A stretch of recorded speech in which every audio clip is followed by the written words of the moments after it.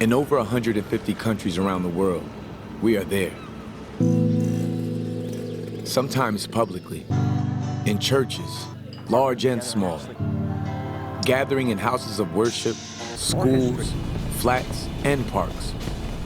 Sometimes in the shadows, working in the darkest reaches of the globe to free captives, empower the helpless, and care for those the world's overlooked.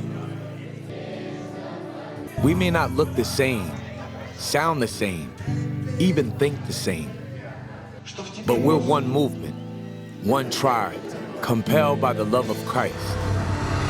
We're instigators. Valdir Falcone, standing in the streets of his majority immigrant town with a simple sign, letting passersby know they are loved and welcome in Greater Boston. Beth Ivester, engaging in the unique culture of her Portland neighborhood by creating Swap and Play, a place for families to bring their children and find support in community, beginning spiritual conversations through her local business. We're activists.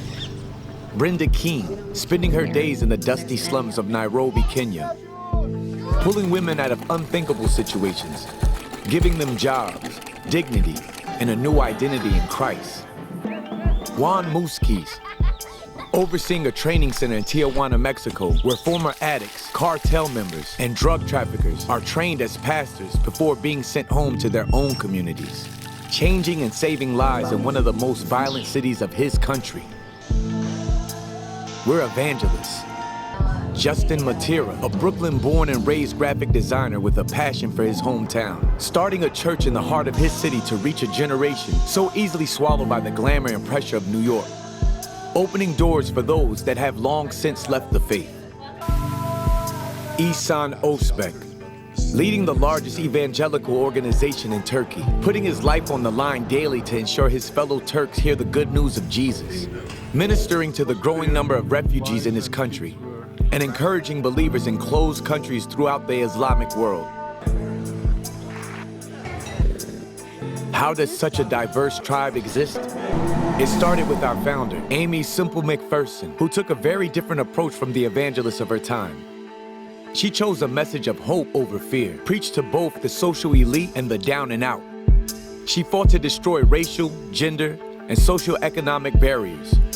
And we continue that fight to this day, leading the way in opening up new countries, establishing churches in our forgotten urban cores, empowering both women and men as pastors, and raising up indigenous national leaders to oversee missionary works.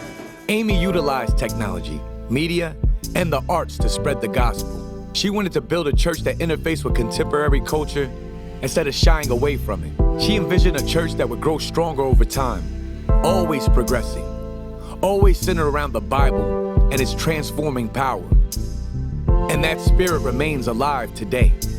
We're a church for today's world, a church willing to take risks, to go places others won't, to embrace people others fear, to try things others haven't. This isn't just pastors and missionaries. This is the whole church taking the whole gospel to the whole world.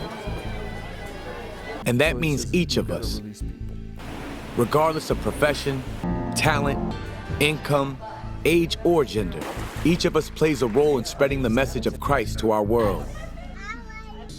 Because we are Foursquare, and this is church reimagined.